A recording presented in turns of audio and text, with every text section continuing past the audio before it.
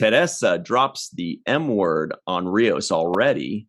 Corey gets a vial of freedom. And is Q on the threshold of the unknowable? Hello, everybody, and welcome to the Seventh Rule with Cirroc Lofton. Hello, hello.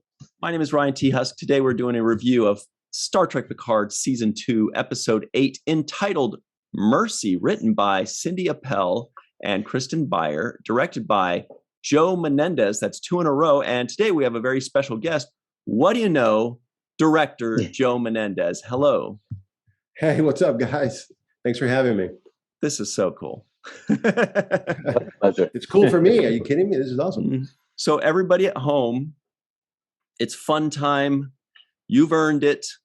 There was traffic outside or rain or whatever it is that annoys you. But right here, it's only us annoying you. No, I'm just kidding. It's fun time. So let's do it. let's have a good time. Joe, thank you so much for joining us. This is going to be really cool. And first of all, is everybody directing 2 episodes at a time? And why is that? Is that just for logistics and production purposes? That's exactly right. So what happens on these shows is, it's because they're so complex. It's actually more cost effective, and there's some continuity with the filmmakers that we do a block. So I shot 207 and 208 over 21 days. And so it all gets spread out so that when, for instance, we can go to one location and shoot out everything for 2 episodes and, take advantage of like downtown locations, for instance. We were downtown for whatever it was, 3 or 4 days, and we covered 2 episodes while we were down there. And that's easier than doing 1 episode, going downtown and all the costs that come with that. And then 2 weeks later, going back to the exact same spot and then taking up those costs where you're there 3 days, 4 days, get it all done. And it's just more cost effective. And you get the continuity with the filmmakers. So sometimes directors come in and they do 1, and then just when you're getting into your groove, then you're gone. In these kind of cases, you do 2. And so you get to really bond with the cast and bond with the crew. Yeah. And it seems like also it would be so hard as a director to take over an episode there's kind of like almost like scenes that go from one episode to the next. And as a director, you have a certain tone or a certain voice that you want. And it would be so hard not to have it be jarring for one director to give a certain tone to the actors and actresses on set. And then the next week, the next director would be like, okay, I want it a little lighter, and it would just completely change the complexion of the episodes. Yeah, well, it's why they say television is a writer's medium. So in this particular case, Terry Matalas and Akiva Goldsman were the co-showrunners for this season. Terry is doing season 3 by himself, which I was heartbroken because he wanted me to go back for season 3, and I couldn't go back to season 3 because I had my commitment on another show called Kung Fu that I'm the producing director on that. So I couldn't go back to season 3. But everything that he's doing in season 3 is going to be wildly different from seasons 1 and season 2 combined. It's like every day I think about like, oh my God, I can't believe I didn't do season 3, because it's going to be huge and it's going to be amazing. It's starships and pew pew pew, all that stuff. There's a lot of that. But Terry and Akiva were the ones that sort of keep the continuity. Right. So what you do as a director when you're a guest director on any show is you have to sort of USB connect into the showrunner's brain and basically download their vision of the show and what they want. And that includes shooting style. That includes tone, because you have what's called a tone meeting for every episode. And you go, literally, it's a page turner. You go every single page and you talk about every scene and you talk about what they want in terms of tone and what they expect you to get from the performances from each of the actors, what they expect you to get from the look. Like, for instance, in a lot of the downtown LA stuff, Terry wanted me to do some more handheld stuff. So he was like, have the camera guys put the cameras on their shoulder and do more handheld. So I did more handheld with some of that stuff. But it gets very specific in terms of tone. So that's why by the time a guest director gets on the floor, if they prep the episode correctly and they tone, with the tone meeting and with the concept meeting and everything, they are basically now speaking with the showrunner's voice, ultimately. So they're not doing something that is different than the director before them did or the director that's coming after them did. Although sometimes we do watch the other directors and we get very envious when another director, like Jonathan Frakes, who did the episodes before me, was doing some things that I was like, ooh, that's good. Oh, that's good. And so what it does is it makes you kind of like step up your game. And you're like, all right, like I'm following that. And I gotta make sure that, that I do some, because look, we're given the scripts that we're given. Like that's the other thing about guest directors, is that we have no control over which episodes we get.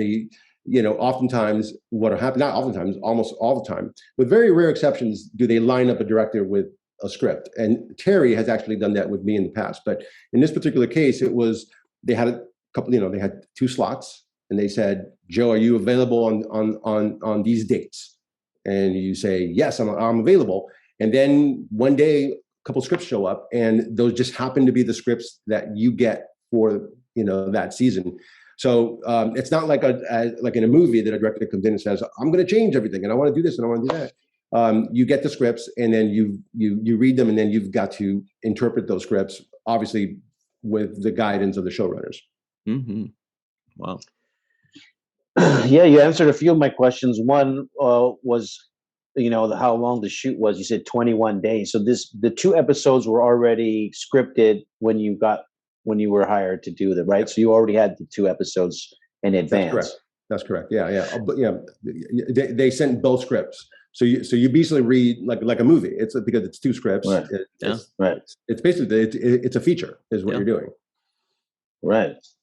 I think that's fantastic. I want to get into a little bit about this idea because this is now the first time I believe in Star Trek where we have a very Latino-centric theme to the storyline. With Rios's character, with Teresa's character, with the immigration, dealing with immigration and all of these kinds of stories. And now to have somebody like you, Joe Menendez, a Latino man representing, the director in this project, I think it's special for them to be covering the topic and for them to be hiring you to be covering the topic. So can you talk a little bit about that? And can we just say it's about damn time, by the way? Sorry. Yeah. Oh, thank you. Thank you. Yeah. No, thank you. I got to say, I've done my own sort of quasi research, and I don't know if this is true, and maybe someone can fact check me because I'm not exactly sure. But I think in all of Star Trek history, there have only been 3 Latino directors, wow. and I'm one of them that have done in all of Star Trek history. If I'm wrong, someone could let me know. But I think I'm one of 3, and I don't think that's intentional. I just think that's just how it's worked out. Look, I was, one of the things that I was excited about was working with Santiago, who I had been a fan of for so long. And so to get an opportunity to work with him, who is phenomenal, and then to work with Sol Rodriguez, who plays Teresa, and like Steve, who's an adorable kid. We definitely knew as we were doing it that this was something special and that this was kind of cool. And, and it was actually Santiago and Sol's idea to have in this episode to speak that, I think it's like several lines in Spanish, completely in Spanish. Yes. It was written in English. That scene was written in English entirely. And I think there was like 1 or 2 words were said in Spanish. And then I think Santiago called up Terry and said, hey, or Sol did, and said, we'd like to do like half of this in Spanish. And because I was directing, I could follow along perfect because I speak perfect Spanish. What a great sort of idea that we work on a show that's as massive as this, that is a franchise like this, but that they're like, great, do it in Spanish. And like, and again, it felt organic to the character. So it wasn't like something like we were doing just for a gimmick. It felt kind of fun for them. And then they switch over into English, which is, by the way, how we all talk. I go back and forth in the 2 languages all the time. If people speak Spanish, obviously, if the person doesn't speak Spanish, I don't do it. But if I'm talking to someone else who speaks Spanish, we speak Spanglish and we go back and forth. Mm-hmm. So I thought that was fun to be able to do that. And it added something. It added something kind of fun and interesting, I thought. From the viewer's point of view, and first of all, yes, I just want to second that. English is technically my second language after French, and that's kind of how it is in my household as well. But as a viewer, what that scene did for me was that as soon as they switched over to Spanish, it kind of grabbed my attention and it made me go, and it just made me lean in a little bit more because it felt more intimate. It felt more familial. It felt more like we were getting a little view into something more personal. Yeah. And it was a really nice touch. And as you said, it didn't feel forced, didn't feel like a gimmick, it felt perfectly natural, but it made us all, I think, kind of just lean in and pay attention a little bit more. Yeah, and that's Terry, that's Tekiva, that's, look, and that's Alex Kurtzman, because he's the one that's saying, like, I want these kind of things. And obviously it's got to, it's like you said, it's got to be organic, it's got to feel real, it's got to feel like something that is legit, like it's not just a gimmick thing. And but they're all open to it, and I think it's just it just shows what a wonderful place it is to work. Knowing that there's people that are into that kind of thing, and that's what Star Trek has always done. Like since the beginning of Star Trek in the late '60s, it was literally opening doors and showing things on television that hadn't been shown at that time, up to that time. So historically speaking, Star Trek has done this since the beginning. I want to say that the scene where Q is giving his kind of speech about his demise or what he's facing. Yeah, I really loved the lighting in that scene. It was really dark around him, and there was this kind of streak of light coming across his face. Yeah, I thought it was a great choice by you. It made it really feel theatrical, and made his words kind of resonate a little bit more for me, just in the way you shot it. But I wanted to ask you, you mentioned Jonathan Frakes and watching some of the things. What are some of the things that you see other directors do and you say, oh, I like that? Can you give me like an example of something like that? Yeah, I mean, listen, it's what I respond to is interesting staging, right? To me, it's because, like I had a lot of stuff in an interrogation room. Obviously, in this episode, there was a lot of two people, three people sitting in a room. So for me, it was like, how do I get them up on their feet, and how do I make this interesting? Because I'm just in this little room for a good amount of the episode. So what you don't want to do is just have people sitting the entire time and it's just talking heads. So you want but you also don't want to just have people standing for the heck of it. So you've got to find motivated reasons to have people get up so that the scene has some life. What Jonathan does that is really great is he knows how to craft a performance, right? And so, he knows how to move people, and there's a way, and he moves people in a way that it makes sense. Like this person is crossing. When that person crosses, the camera goes this way, and it ends up over, one actor's shoulder, but then it turns, and then it becomes a two-shot. That's the kind of staging I think that separates, the men from the boys and the women from the girls. When you can do that stuff and you can stage and block not only actors but a camera, that shows that you have prowess, that you have the ability to tell a story with a camera, which is ultimately what a director's job is. A director's job is not only to interpret the words that are on the page, but to bring it to life in a way that when you're watching it, it feels interesting. Because I never wanted the scenes in the interrogation room to get stagnant. I never wanted, so I tried, but even the scene with the Q and with Guinan, and by the way, I have to credit Crescenzo, who's the DP. That was completely his idea to have her step in. Crescenzo is a brilliant DP, and somebody who is an artist, and I enjoyed working with tremendously. But it was interesting because John and I spoke about that, prior, and John, that was a big scene for John to admit that he's dying, and so John really was working on that scene for a bit. He ran it with me, and then he actually came and spoke to Crescenzo and I, and sort of talked about what he wanted to do, and so it became a collaboration between the three of us that he wanted to step forward, and we never saw the window, but he wanted to sort of step forward, and there was an off-camera window that he steps into, and that's sort of him looking into the middle distance and looking at his off into his demise, if you will. And so that was literally the three of us kind of working out all that staging. And then for me, what's great about someone like John is that John comes in and he's so brilliant and so amazing. But then my job then as a director, which is again something that good directors do, like like Jonathan Frakes and Doug, who's the producing director on it. What those guys do is they then can modulate. They can then say, give me a little bit of this, give me a little bit more of this, a little bit less of this, and here, give me, and so you like EQ it like you would like on a stereo. And which is what's brilliant about all that. So anyway, so that's what the good directors bring, that I'm constantly looking at their scenes and going, ooh, that's good stuff. And, so it makes you like, I've got to get performed. Because I had a lot of, really sort of actory scenes and, and I wanted the performances in my episode to really be great because there was a lot of great character stuff. So each one of these actors, including Patrick. And by the way, I know we're not talking about 207, but Patrick and I had the longest conversations about 207 and that whole sequence with James Callis, who's also great. We had seriously, I think either 4 or 5 lengthy conversations talking about what it meant and what he was going to do and what we should do. And so it's all just a collaboration with all those guys. But that's what every director does. That makes me get jealous when they do that kind of stuff really well.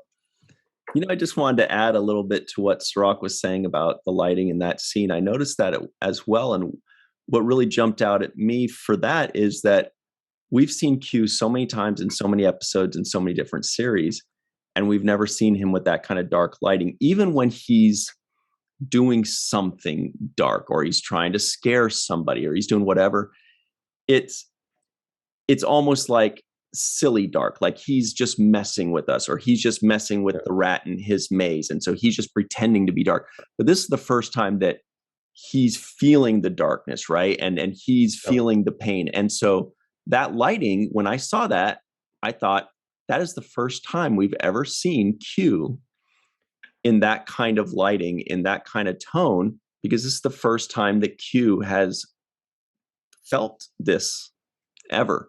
as far as we know. And so I thought that matched very well. I thought that was great. Yeah, Q has been stripped of his powers in past episodes, but this is a different sort of stripping of his powers. He's dying, and this is it's obviously going to get addressed in the next couple of episodes. But what's interesting about continuing these stories with these characters that are so beloved and that have been established on different Star Trek shows like Q that has appeared on a couple of these shows. You don't, while you want to visit these characters and honor the legacy of these characters, you also want to try doing something different and something new. So you tend to say, okay, we know what we've done, let's try this. And so you try to be a bit more bold with some of the choices, including, as you said, just let's make it a little bit more contrast, a little bit more moody and all that. But again, it's story dictates it all, and what he was talking about was really heavy. So it felt earned and justified having that kind of lighting that Crescenzo gave us. Totally. What's one of the big differences between the work that you do on other projects and stepping into Star Trek and taking on Star Trek and their theme and their style and the tone that they want to set? What's some of the biggest things you have to adjust? This is what the nerds all want to know. Yep. Yeah, that's a great question. Yeah, it's listen, to get that phone call because that you're going to do Star Trek.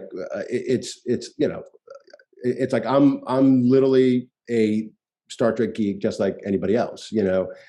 So it's a wildly exciting phone call to get, and what you like. I guess the main difference is like on Kung Fu, I'm the producing director, so I'm there, like I'm the constant. I'm there all the time, and I've set up the look of the show. I've been part of every episode, and from beginning, from outline to script to the final cut. Here, I'm stepping onto a moving train, and not only stepping onto a moving train or a moving starship, where I have to literally just like run, catch up, jump on, and then do my thing. And then it's not stopping. I'm just jumping right off and someone else is jumping on.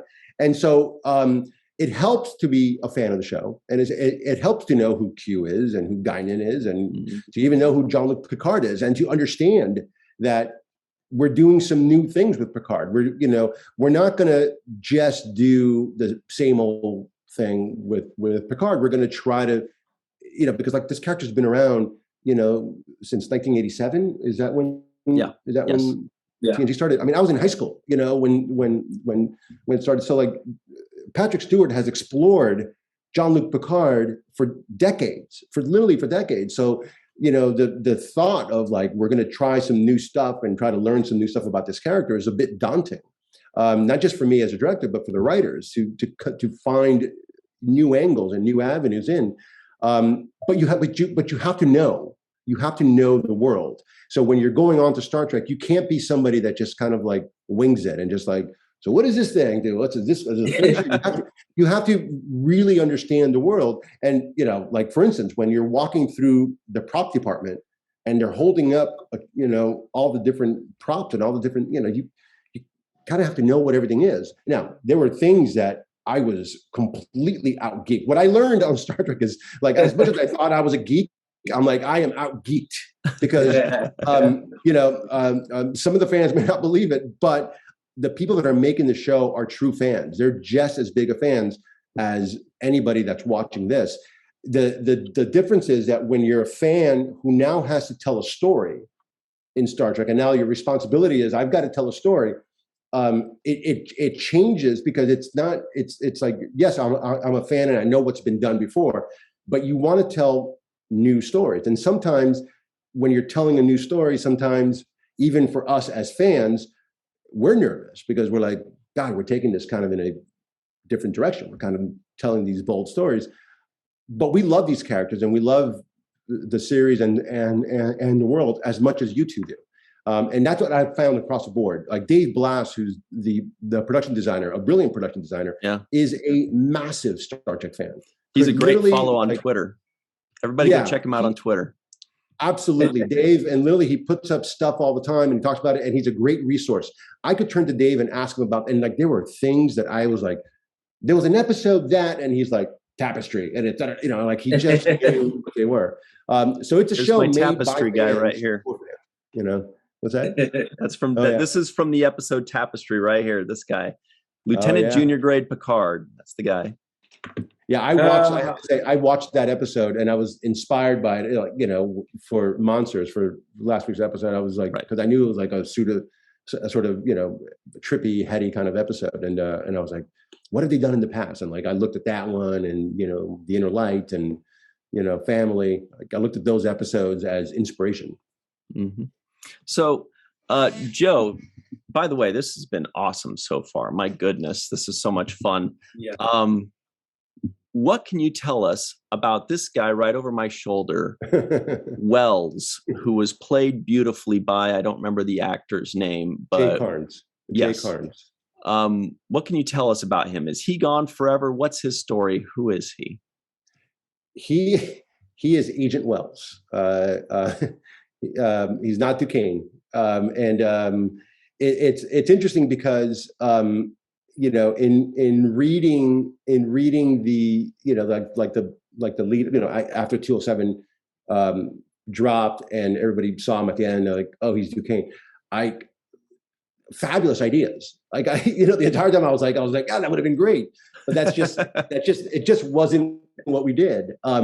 Jay and Terry had a previous relationship from 12 Monkeys, so they knew each other well, and Jay is a fantastic actor. We knew that Jay had been on Voyager, but we wanted him to play an entirely different character that Terry and Akiva had created, and it was more keeping with the theme of the season, which is repairing the past and taking sort of care of childhood trauma so that you can move on. That's sort of been a recurring theme. And, frankly, Jay was cast because he's a brilliant actor. Right. But then, again, because I'm a fan and because I'm watching and I'm reading things, I was like, ooh, yeah, no, he's not Duquesne. That's going to be interesting to see. I'm hoping that when people see what he does is they just look at it and they take Jay's performance in this episode and in last week's episode and say, wow, it's an amazing character that he created, and they appreciate the backstory with what's revealed in this episode with him and the Vulcan mind meld. Who, by the way, were two friends of mine, Eduardo and Judy. Speaking of casting Latinos and all that, Eduardo's another friend of mine, another Latino. I'm getting everybody in, and Judy, she's Chinese, and I'm like, I'm getting all my there. But he did great. He was he played the Vulcan, and he was doing the, and he and by the way, the conversation about the hand placement for the Vulcan mind meld, we wanted to make, because there were people that had no, it should be this, no, it should be this, and we went with the Leonard Nimoy one. We went with the Mr. Spock one. Can't go wrong with that. Can't go wrong with that. I'd like to second your opinion of the acting of both the Vulcans and of the fellow that played Wells. He's clearly sometimes people will get cast because they're reprising a character. And I think it's a testament to his acting that he was cast again in Star Trek, not just because they had no choice, they had to just reprise the same actor who's reprising the same character, but because he's just such a good actor that he was cast a second time on a successful series.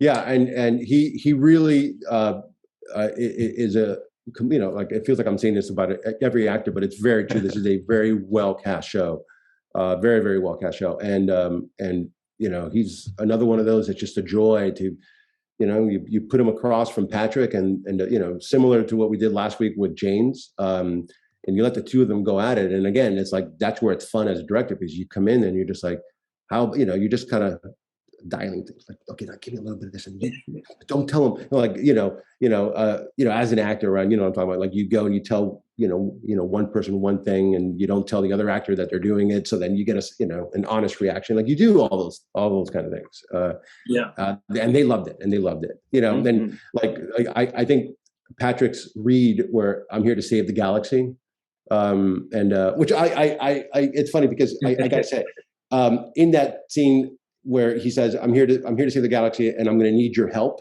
When I did my cut, all right, I asked the editor to put in the classic Jerry Goldsmith Star Trek theme. I'm like, just drop it in there. This is the one time that we can get a little bit of, and loved it. Thank you. I thought it was not, I thought they were going to be oh, Joe, and they were going to take it out. Again, they're fans. So that when they started, they're like, hell yeah, and it stayed in, and Jeff Russo did his own version of it. So I was very pleased that stayed in there. But yeah, the two of them, getting Patrick and Jay in the same scene, they're the two of them together, as the same as James and Patrick last week. Now you mentioned the actors, and I think that this show has a lot of chemistry between the actors. I see that everybody seems to be meshing well and clicking with each other, with the 7 of 9 character and Rafi.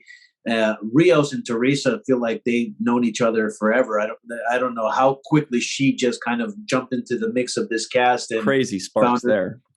Yeah, she just blended in instantaneously. So I love her character. But just in general, you feel the chemistry between the castmates here. Even with Agnes and the Borg Queen, all of them have this really good chemistry. I just wanted you to maybe elaborate on what you felt on the set and how that chemistry felt in person. That's all real. That's they genuinely like each other. There's a genuine affection that they all have towards one another. They hang out, between takes. That's not somebody going off to their trailer and not talking. Even Spiner. No, I'm just kidding. Oh my God, he's by the way, the very first scene that I shot ever of Star Trek was with him and with Issa, and it was the scene when she walked away outside, when she stepped onto the grass. That was my very first scene, and my very first shot, and it's the first shot that I did. It starts with Issa, and she walks off camera, and then it just becomes Brent's coverage, and that was my I'm not going to lie to you. Again, fan, geek. I called action, and when I called cut, I had tears in my eyes. I'm like, what is wrong with me? Like, I can't believe I'm welling up. Like, I'm trying to like shake it off so I can go give a note and not be like the guy that's going to be. And then like, and I ended up telling Brent that this has happened. That I'm like, I can't believe it. And he just looked at me and smiled. And he's like, yes, I know. I have. No, I'm just kidding. He didn't say that. No, he was like, he was very. He was like, he's touched, and like, they're just good people. By the way, Brent's one of the funniest people on the planet. Unbelievably funny. And by the way, Frakes is just like, I only like saw him when he was shooting and I was prepping, but what a funny guy as well. The chemistry between him and Patrick as well. Anyway, they all genuinely like each other. They like, what you're seeing is a group of actors that enjoy being around one another. And even with Sol, who plays Teresa, if I'm understanding it correctly, the scene in the ICE detention center when they were across the chain link fence, that was their very first day, and they hadn't met till that day. And so that's a testament to them as actors, that they're like, "Hi, how are you? Nice to meet you," and now action. But what they did, which I thought was really smart, is between takes they hung out. They were always together. They were always bonding, and they were always talking. And they talked about movies and talked about life and philosophy and all that. So by the time they got to do scenes, they had that chemistry kind of built in there. But they all genuinely like each other, and it's really amazing to see. And by the way, you would think that it would be really cliquey, but like Michelle, for instance, was the first actor that I met, and Michelle could not have been more generous in introducing me to everybody. I met Michelle first, and I met Jerry second. Like, those were and two lovelier people, just, like introducing me to people and making sure that I felt at home. Like, they're really terrific, genuinely nice people. And I'm not saying this because we're talking here and I'm being recorded. Like, honestly, because you see the red light flashing. Yeah. If I didn't like them, I would have gave some stock into, like, yes, they're terrific actors, and they, but they are legitimately. No, Michelle Hurt is like, she's a sweetheart. She's an angel. She is an angel. Unbelievably beautiful and sweet and nice. Like, just like such a great soul. Like, I adore her. I adore her, and like a terrific actress. And like, again, wants to play, which is like what you love as a director. You're like, can we try something? They're like, yes, let's, to be able to play and have time to like mold things, like, and they all love it. They all love it. Hey, Joe, was there a part of you that was disappointed when they said, "Hey, you're going to be doing Star Trek"? You're like, yes. And they're like, but it's going to be in 2024. So in LA, in LA, on the sidewalk. I would be lying to you when I saw that I wasn't getting starships. Although I did get a starship, like at the beginning of 207, they were in that ready room, and the ready room, everyone was like, the ready room. It's not a ready room that existed on any starship on the Enterprise. It's a ready room that is sort of a combination of many ready rooms. So it's not a real place, because if you look on the tables, and I think Dave Blass actually he shared some photos. It's got like all of Picard's history, like on all those tables, so that you see every Enterprise and you see all the stuff that he did as a boy. So it's obviously something that was in his head. But so I did get Starship there. But yeah, there was a sense of when I read it, but I knew something, because because they send you the first several scripts before you get to your episode. So I read the first 6 scripts before I got to mine, and so when episode 6 ended in the gala, or is it gala? It's both. It's both. Yeah. I was like, okay, this is gonna stay in LA. Like, this is gonna stay here. You think about it for a moment, and you're like, oh, okay, all right, and then that's the story, and then you fall in love with the story that you have to tell, But yeah, there's a point that you're like, wait, there's no what, but that goes away. Like, that goes away in about 15 seconds, because then as a director, you're like, and this is the story I'm telling, and this is the script that I got. So my job now is to tell this story as best as I can. Well, now you're always going to be synonymous with bringing the Borg to LA in 2024. Yep. Yeah. Now, it's interesting because I did have, I don't know if I could reveal this. I guess I could. There's a scene at the end of episode 5 where the Borg Queen first assimilates Agnes. This is a scoop. Right. That was actually in my episode. That was actually in 207. Wow. And so I shot that scene. That's my scene.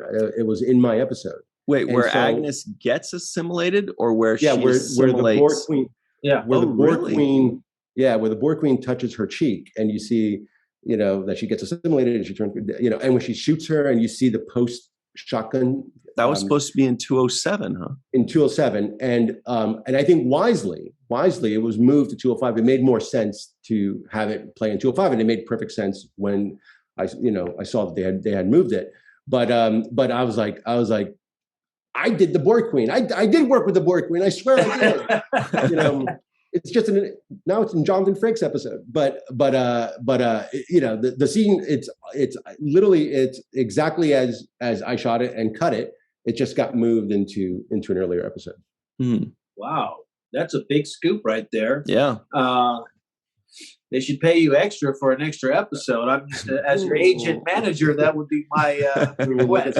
Like to me, but now it's the geek in me is now happy that it worked in the story, in the overall story. Mm-hmm. So it like the geek in me is like, doesn't matter. Like it's like Right. it worked better. It worked better in 205 than it did where it was in 207. Because where it was is in when they looked at the security camera footage and they saw that Agnes was Borgifying the computer stuff. They actually then rewound it again, and we saw like a high angle camera shot of Agnes shooting her, and then it just goes shoot, and then we see the scene play out, and then we see what happened. But in looking at it in the body of the series, it makes way more sense that it be in 205. Oh yeah. Yeah, it does. It does. I mean, the way it's played out is perfectly believable for me in the way that they did it. But yeah, that's crazy. They have that luxury because of a backlog in time, because usually they're trying to crank them out and release them. No, well, they because we shot those last year. We shot those last summer. Yeah. Right. So there's plenty of time to and it's a serialized show. So it's 10 episodes, and we are there in service of the series. We're not there in service of us. We're there in service of the series. So ultimately, the showrunners, and by the way, the Paramount Plus and CBS, if they want to, if they feel that this scene that's in this episode serves this episode better, then they have absolutely that right to be able to tell the stories however they want. So we are ultimately there in service of. So it's and in particular something like Star Trek, it should absolutely get moved. Mm-hmm. By the way, I do want to point out that when we saw Vulcans in whatever that would be, 1980s or 70s or something like that, a lot of people, myself included, were like, wait a minute, Vulcans didn't come until 2063 on First Contact. But then we remembered, wait a second, Enterprise, Carbon Creek took place, I think, like in the 50s. And it showed that they did, come, or it at least implied that Vulcans had come in and out to varying degrees for the like they were conducting experiments and doing, like they were not making contact with anybody. They didn't want anybody to know that they were there, which is why the Vulcan was attempting to mind meld the boy so that he can erase that. And then like it didn't happen, as the episode says. And so this guy, Agent Wells, has been living with this his entire life, which is, he sort of, has been, in pursuit of aliens his entire life, I suppose. And but when push came to shove, he didn't give up Picard and Guinan which got him fired. So I think it's a nice sort of arc for that character that he could have finally just said, "See, I told you I wasn't crazy," and he decided not to do that. Mm-hmm. Yeah. Well, our good buddy Don Crandall, real quick, who also mentioned the Carbon Creek thing, good kudos to him there. He does bring up a good question to everybody that's watching or listening in at home. do you think Q will be dead by season's end? Because Don Crandall mentions that Picard has brought back Hugh, Icheb, and Commander Maddox, and they all died. So Picard is not above bringing back some fan favorites and killing them off. It's entirely possible that this is maybe a way to lure John Delancey back to play the role one more time, to give him a big glorious death, or will they figure something out? I don't know, but that's something for everybody to guess on. And Joe right now is like, I know. I'm trying to give you my best poker face. Yeah, I know. But what were you saying? Yeah, I think Cirroc, you had a question. I just want to jump in on that. Yeah, I just wanted to mention a couple of moments that I thought were great, well written. You mentioned Cindy Appel and Kristen Beyer, but there were a few moments there that I thought were great. One of them was Picard saying, "After all, I'm only human." Thought was a great little line there. Yeah. The whole manipulation scene between Rafi and Seven of Nine, where Seven of Nine is like, "You like to manipulate people." I thought that was a very well played out scene, especially when Rafi admits it and she said, "Yeah, I do manipulate." And then they had that whole flashback to Elron. I liked the language there; felt very natural, and she had a self-realizing moment too when she kind of owned up to it. I loved also the when Picard is reading about what Rios wrote when he was detained by immigration, and he called him a crusty old admiral. He paused first, and he was like, "Oh man, okay." Yeah, we played with that pause. That was one of the moments that I would come in and like, let's try this now, Patrick, and he was game for all those pauses. I loved it because he's just like, oh God. Yeah, I think I've got like 3 or 4 different versions of that pause, and that was the best one. Mm-hmm. Loved it. The whole pretend we're married, and then she says, "This is the part where you're supposed to say," and I love how Rios, he goes into the moment I fell for you, and then it just cuts. It was just great writing, Perfect. In my opinion. Loved it. Yeah, I loved it. It was a great comeback. Mm-hmm. Great, and the writing. boy cutting him off. Yeah. Yeah. But then she runs back and gives him the kiss. And believe me, I'm a serious curmudgeon. I don't care about all that kind of, romance stuff. But even I was like, okay, that was pretty good. That was pretty good. That moment before, and the moment she walks away and she's like, no, wait, hang on. We have unfinished business. I don't want to leave him hanging, and I don't want to leave myself hanging. I thought that was actually really good, a really good moment. Yeah, it's funny because like we didn't show it, but like it's the thing you think about on set. Like I had Steve, who played the boy.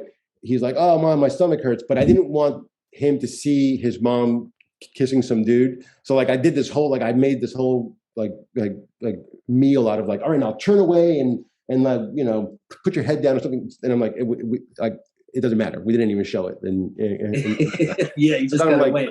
I don't want the boy seeing his mom kissing some dude, but yeah, we just didn't show him. That was it. I thought of the same thing, but you didn't show it, and it was good enough for me. Yeah, that's yeah, it was good enough for me. I also like the whole Guinan telling Picard, "I can't wait to meet you." That was just really clever, and a very special moment for me. But I think what that does is it gets Guinan lined up with what Whoopi was, because the arc of Guinan was that she has now lived in a world which is not the real timeline, right? Like she's now been living in a timeline where she feels humanity sucks basically, and humanity's terrible, and they're not worth saving. And so what this story, now it wasn't just about Wells solving this childhood trauma that that he remembers, but it's Guinan now sort of renewing her romance with humanity, and which I thought was really a lovely way of ending it. And so she's not gonna when and if the timeline gets fixed, because I don't know. I have no idea what's going to happen in the next 2 episodes. She may or may not remember this exact thing, because but and I wondered about her kind of like teleporting into the into the interrogation room in that one scene where she tells him, stuck in the past, all humans are stuck in the past.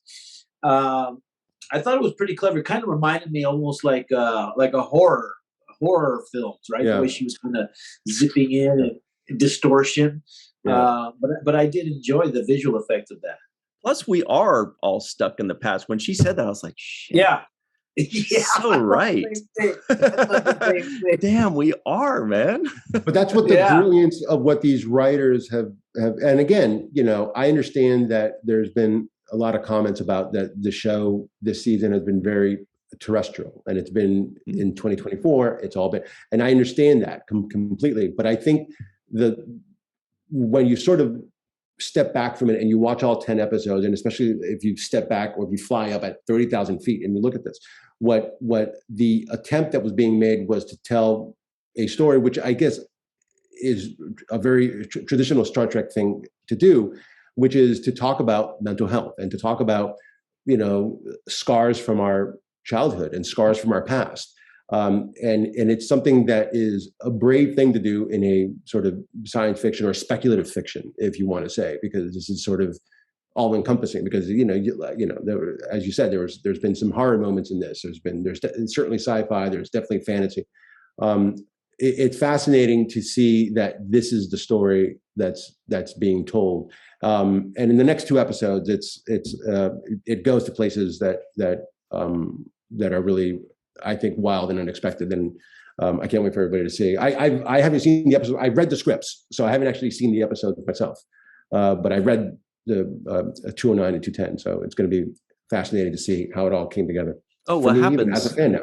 What happens in those episodes? No, I'm just kidding. But I think it's really great, and you just kind of touched on it. I think it's really great that a show that was basically created to, about seeking out new life and civilizations, to boldly go where no one has gone before, that now this show and this franchise, as it continues to seek out new life, new civilizations, and all that in the way of doing new storylines, doing new, tackling new issues, trying out new themes, trying out new settings. So it's not just the characters that are going boldly where no one has gone before, but the franchise is also doing so.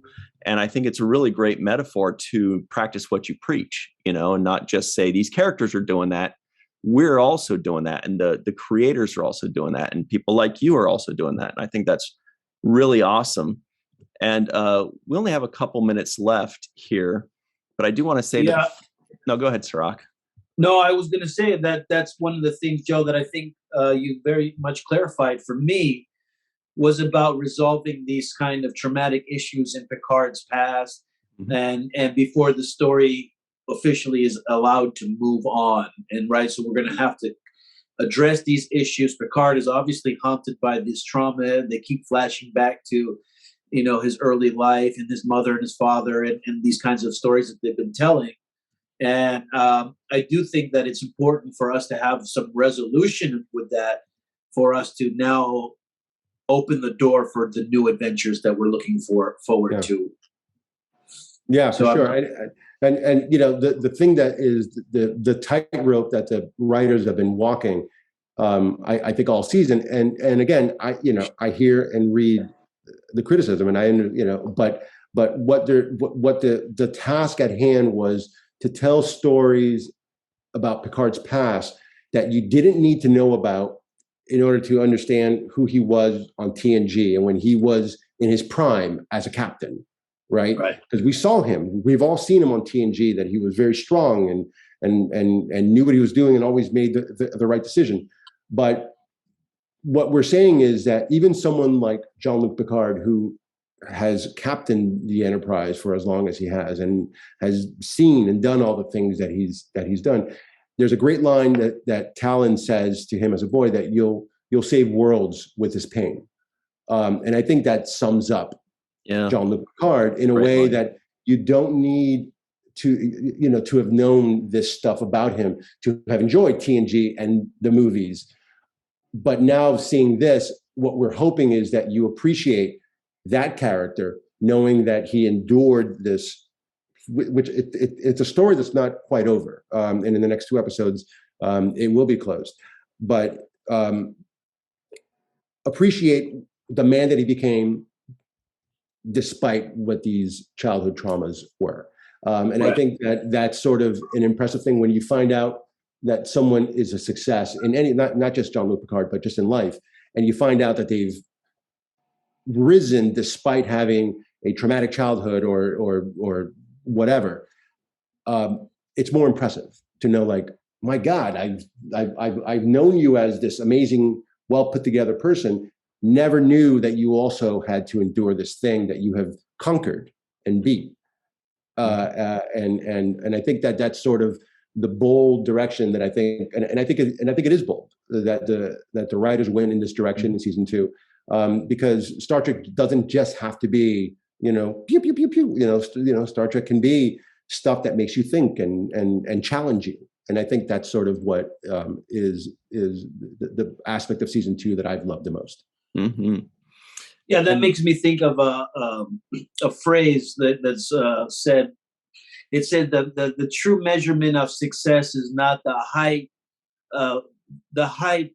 that you achieve, but the depths from which you came from. Ooh, so nice. it's that's what you're talking about. Now we're seeing exactly right. that Picard achieved all of this, but he also came from this depth, and I think that's what this backstory is all about. And thankfully that you guys are doing a wonderful job. And Joe, I'm glad that you're able to represent the Latino community and that they're focusing even on Latino storylines in Star Trek, and that we're able to talk about this because, there's a large demographic of the population that doesn't get to see themselves on mainstream television as often as they should. And I'm glad that we're getting this opportunity now to hear Spanish-speaking people talking on Star Trek as part of the future. That's also a big element of what we're talking about. It's the same thing that Sisko stood for as far as being a Black man in the future. It's so Black people can see themselves as part of this, outstanding future, that they are a part of this. And I think the same goes for the Latino community. They are also seeing themselves as part of a future in which they have a big role to play. So I think that's important, and keep up the good work as far as representing the community, man. Thank you. Thank you, man. I appreciate that. Thank you so much. Thank you. Perfectly said, Cirroc. Before we go, everybody out there that was talking about Duquesne, I got you, okay? So Wells, played by Jay Carn, Wells here, when he got a little older, those Vulcans kept, checking on him. They're like, dude, he remembers us. It didn't work. So the time ship relativity picks him up. They say, in order to not screw up the timeline, you can't have the same name. You're now Duquesne. You're Duquesne. Cool. He serves for a while there.